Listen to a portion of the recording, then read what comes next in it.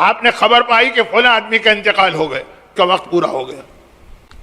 اور وہ یہ ایک بہت بڑا پرابلم شیعت کو فیس کرنا پڑا. کل میں نے مقداد کا ایک جملہ کہا تھا نا کہ ہم خوش قسمت ہیں کہ غیبت امام میں پیدا ہوئے، ہمیں وہ ٹف ٹائم ملے ہی نہیں جو آپ سمجھتے ہیں کہ اگر امام کے سامنے ہوتے تو کوئی پرابلم ہی نہ ہوتا، جو مسئلہ بھی پیش آتا جا کے امام سے پوچھ لیتے.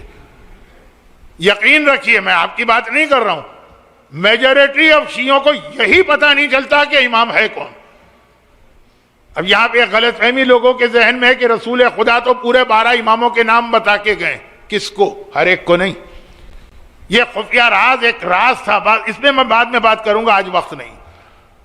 لیکن بہت ہی مشکل زمانہ ہوتا تھا وہ، ایک امام کے بعد دوسرے امام کو پہچاننا. لیکن پھر ایسے مومن بھی تھے. اچھا ایک ہی وقت میں اب آپ دیکھیے، ایک ہی وقت امام کا ایک حکم آ رہا، دو صحابیوں نے سنا، ایک کا ریئیکشن کیا ہے، دوسرے کا ریئیکشن کیا.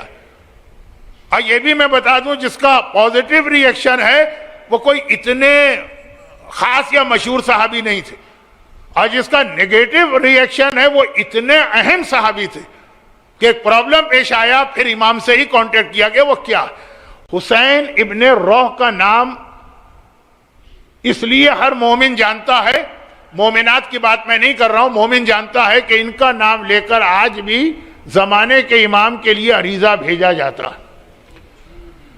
کراچی میں آج بھی نیٹی جیٹی کے اوپر عریضے ڈالے جاتے ہیں تو حسین ابن روح کا نام لیا جاتا ہے. اور ہر جگہ ہوتا ہوگا. لکھنؤ سے میرے بزرگوں کا تعلق وہاں گومتی ندی ہے، شاید حیدرآباد میں کوئی موسیٰ ندی ہے، تو لاہور میں تو پہلے راوی تو شاید اب ختم ہو گیا. خلاصہ یہ ہے کہ وہ حسین ابن روح کا نام لے کر خدمت امام میں عریضہ بھیجا جاتا. امام زمانہ نے اپنی غیبت کے شروع میں سسٹم بنایا کہ ساری دنیا میں اپنا ایک نائب مقرر کرتے تھے نام لے کر. اب سارے مجتہدین نائب ہیں اور کسی کا نام نہیں لیا کہ یہ مخصوص آدمی میرا نائب ہے. اچھا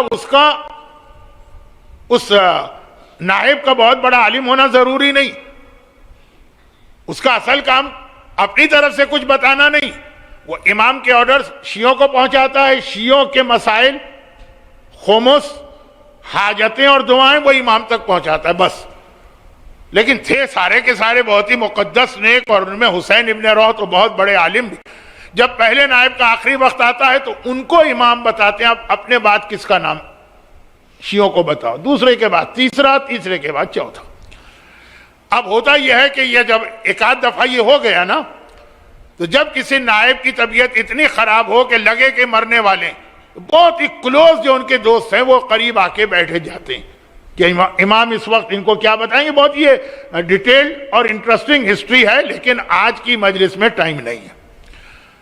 تیسرے نائب حسین ابن روح، یہ بڑی ان کی زبردست پرسنالٹی ہے، اور شیخ صدوق وغیرہ سب جو ہے وہ انہی کی طرف سے عریضہ امام تک گیا تو ان پیدا ہوئے شیخ صدوق، وہ بہت مشہور واقعہ.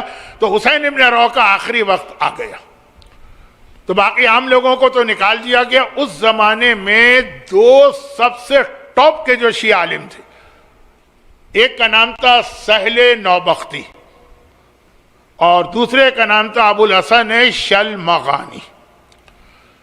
اور ان میں ابو الحسن سہل نوبختی، نام زیادہ نہیں لینا چاہتا، وہ ایک عالم تھے اور امام کے بہت محبت کرنے والے تھے، اور شہرت اتنی نہیں تھی اور خدمات اتنی نہیں تھی. ابو الحسن شلمغانی تو واقعی شیعت کی اتنی خدمت کی تھی.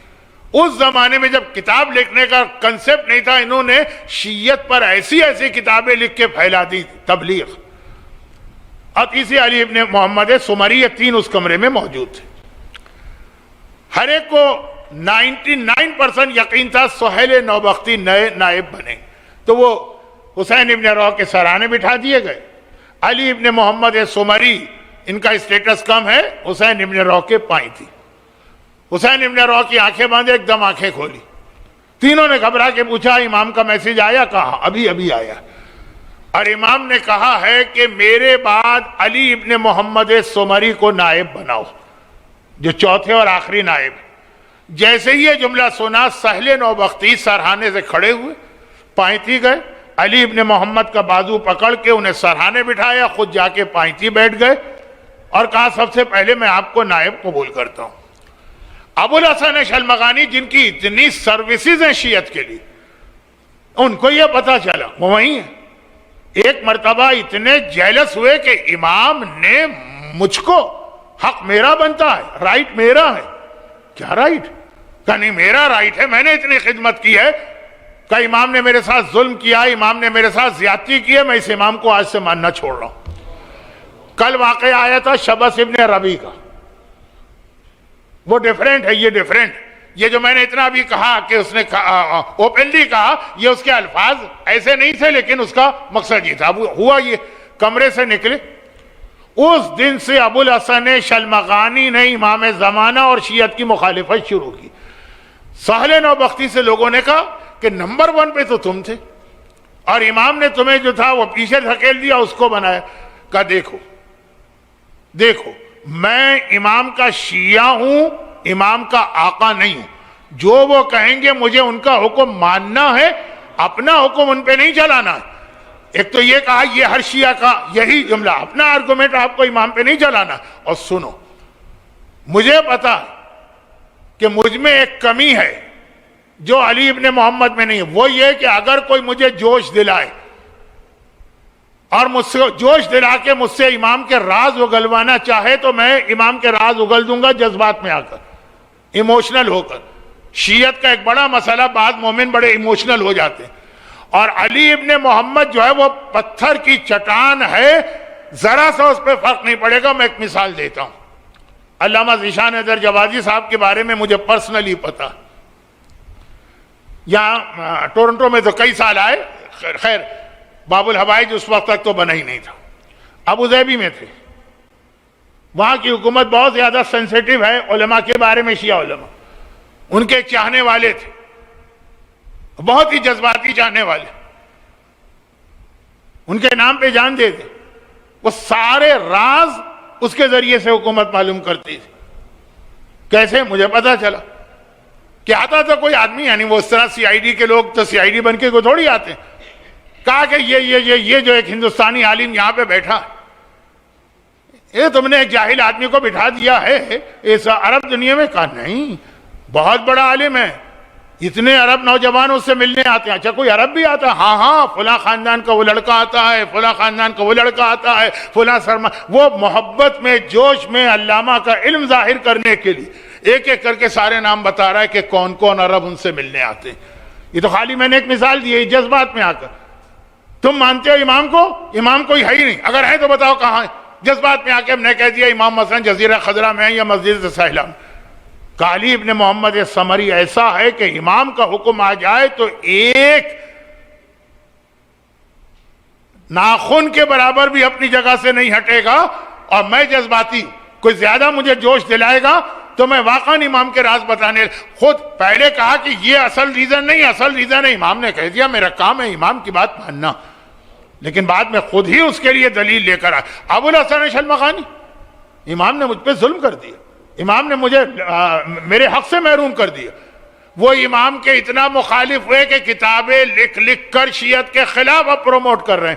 اچھا انڈیا پاکستان میں کئی آپ کو ایسے لوگ ملیں گے جو انقلاب ایران سے پہلے بہت زیادہ شیعت کی خدمت کی, بعد میں اگینسٹ ہو گئے. حتیٰ, یہ جملہ ذرا احتیاط سے سنیے گا کہیں غلط فہمی نہ ہو, حتیٰ انتقال ہو گیا ان صاحب کا, لیکن انڈیا اور پاکستان میں اخباریت کو سب سے زیادہ پروموٹ کرنے والے, میں جان بوجھ کر لفظ اخباری لایا ہوں کیونکہ یہ میرا موضوع بنے گا کل کی مجلس سے, پورا موضوع نہیں لیکن ایک حصہ, سب سے زیادہ پروموٹ کرنے والے. اور ان کے اسٹوڈنٹ جنہوں نے ان سے انقلاب سے پہلے پڑھا تھا, وہ کہتے ہیں ہمیں تقلید کرنا سکھائی انہوں نے ہی ہم کو بتایا بغیر مرجع کی تقلید کے سارے اعمال غلط ہیں. انہوں نے ہی تحقیق کر کے ہمیں مراجع کے نام دیے. آج وہی شخص, اخباریت آپ کو پتہ ہی ہے نا کہ مرجعیت کی دشمنی کا نام اخباریت ہے انڈیا پاکستان میں, علمی دنیا میں نہیں, وہ تو چیز ہی کچھ اور. تو اب مومنین کرام آج کے نہیں, ابو الحسن شلمغانی کنفیوز ہو گئے. یہ آدمی بہک گیا، یہ آدمی بگڑ گیا، امام سے کانٹیکٹ کیا. دیکھیں بہت ہی پریکٹیکل یہ مسئلہ ہے اور واقعہ کا. مولا ان کی بہت ساری کتابیں ہمارے پاس رکھی، حدیث کی کتابیں ہیں، مسائل کی کتابیں ہیں، ان کا کیا کریں؟ امام کا جواب آیا جس دن یہ بہکا ہے، یہ تاریخ، اس سے پہلے تک کی جتنی کتابیں ہیں وہ بالکل ٹھیک ہیں، اس وقت تک یہ بالکل سنسیئر تھا، وہ اپنے گھر میں رکھو اور اس پر عمل کرو. اور اس دن کے بعد کی جتنی کتابیں ہیں اب یہ بہک گیا اور پرپزلی اور انٹینشنلی غلط نظریات پھیلا رہا، ان کتابوں کو چھوڑ دو. یہ نہیں کہا کہ اس کی ساری کتابیں چھوڑ دو، نہیں، سنسیئر تھا. تو ایک تو مثال ہوتی ہے کہ آدمی شروع دن سے ہی فراڈیا ہوتا. جو رسول خدا کے اطراف میں منافقین تھے وہ پہلے دن سے ہی منافق تھے. اور ایک وہ ہوتا ہے کہ نہیں بالکل سنسیئر ہے، بعد میں آ کے بہکا. یہ امام زمانہ کی غیبت کے شروع میں واقعہ پیش آ چکا. ابو الحسن شلمغانی نام یاد رکھیے گا، اس کی آدھی کتابیں بالکل اتھینٹک و معتبر ہیں، بلکہ شیعہ تیار تھے وہ کتابیں اپنے گھر سے نکالنے کے لیے. امام نے کہا قطعاً نہیں. جو اس نے حدیثیں میرے باب 11ویں امام اور 10ویں امام سے سنی اور بالکل صحیح ہے، کہیں اور نہیں ملے گی، اس کو رکھو اور اس تاریخ کے بعد کی کتاب اٹھا کے پھینکو. تو یہ سنسیئر لوگ جس طرح بہکتے ہیں نا، ایک بڑا پرابلم ہو جاتا ہے، اور اس زمانے میں ہوتا تھا. ہم جو سمجھتے ہیں کہ اگر امام ہماری آنکھوں کے سامنے ہو تو کوئی مسئلہ نہیں.